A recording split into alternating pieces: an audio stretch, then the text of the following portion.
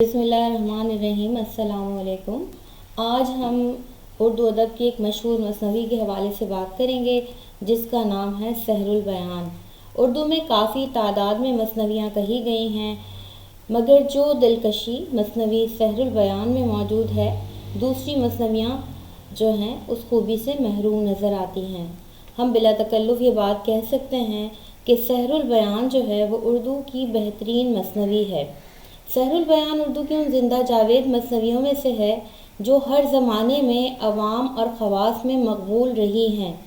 اس مثنوی کی مقبولیت پر غور کیجیے تو بہت سے فنی محاسن ایسے نظر آتے ہیں جو دوسری مثنویوں میں نہیں ملتے، اس لیے سحر البیان ایک مقبول عام مثنوی ہے۔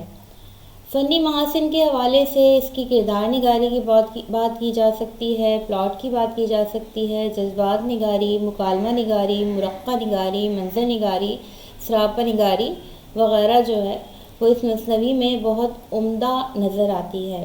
اس مثنوی سے میر حسن اور ان کی سوسائٹی کے مذہبی افکار اور اخلاقی اقدار کا بھی پتہ چلتا ہے، اور اس معاشرے کے روایتی طرز فکر جو ہے اور اس زمانے کی جو تہذیب جو ہے وہ بھی اس مثنوی میں نظر آتی ہے۔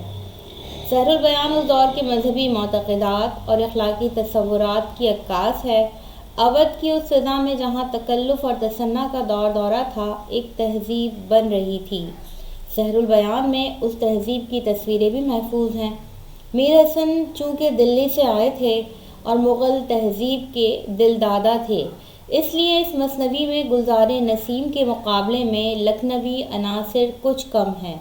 اس مثنوی کا اسلوب و لہجہ دہلوی ہے، تکلفات و تصنعات کا وہ زور نہیں جو بعد میں گلزار نسیم کی صورت میں نمودار ہوا۔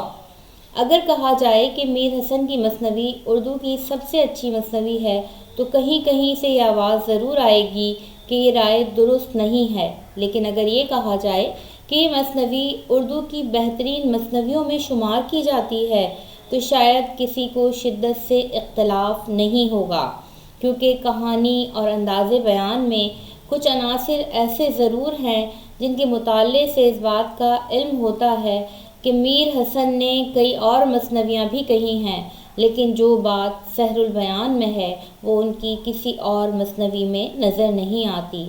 یہی وجہ ہے کہ وہ یہ کہتے ہوئے نظر آتے ہیں، ذرا منصف و داد کی ہے یہ جا کہ دریا سخن کا دیا ہے بہا، زبس عمر کی اس کہانی میں صرف، تب ایسے یہ نکلے ہیں موتی سے حرف۔ جوانی میں جب ہو گیا ہوں میں پیر، تب ایسے ہوئے ہیں سخن بے نظیر۔ نہیں مثنوی ہے یہ ایک پھل جڑی، مسلسل ہے موتی کی گویا لڑی۔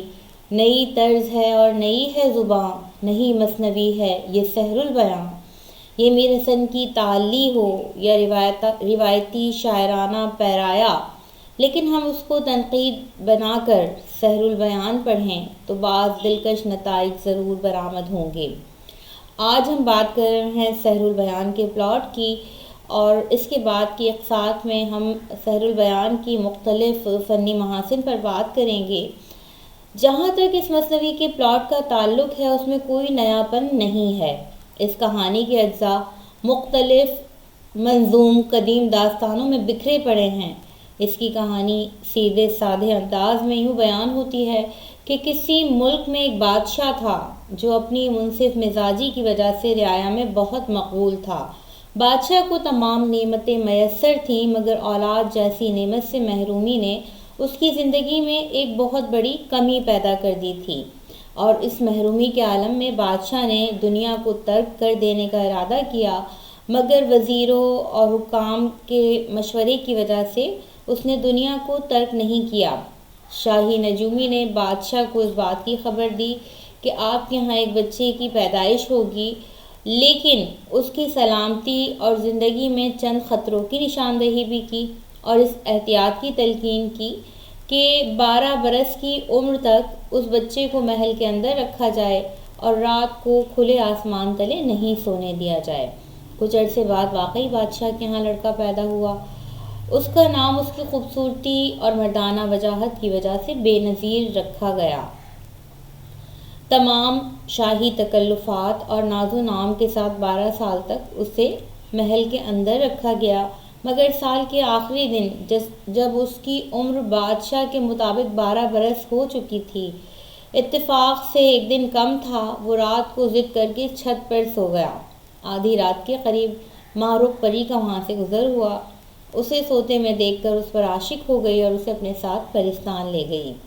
شہزادے کی گمشدگی پر صبح ہی صبح قیامت کا منظر برپا ہو جاتا ہے۔ بڑی تلاش کے بعد شہزادے کو نہ ملنا تھا نہ ملا۔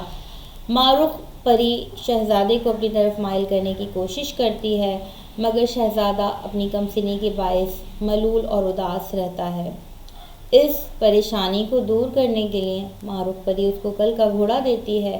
اس گھوڑے پر شہزادہ سیر کرتا ہوا شہزادی بدر منیر کے پاس باغ میں پہنچ جاتا ہے اور شہزادہ بے نظیر بدر منیر پر عاشق ہو جاتا ہے اور دونوں ایک دوسرے کے عشق میں مبتلا ہو جاتے ہیں۔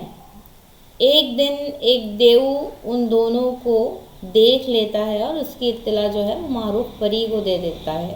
وہ انتہائی غضبناک ہوتی ہے اور شہزادے کو واپس آنے پر کوکاف کے اندھیرے کنویں میں ڈلوا دیتی ہے۔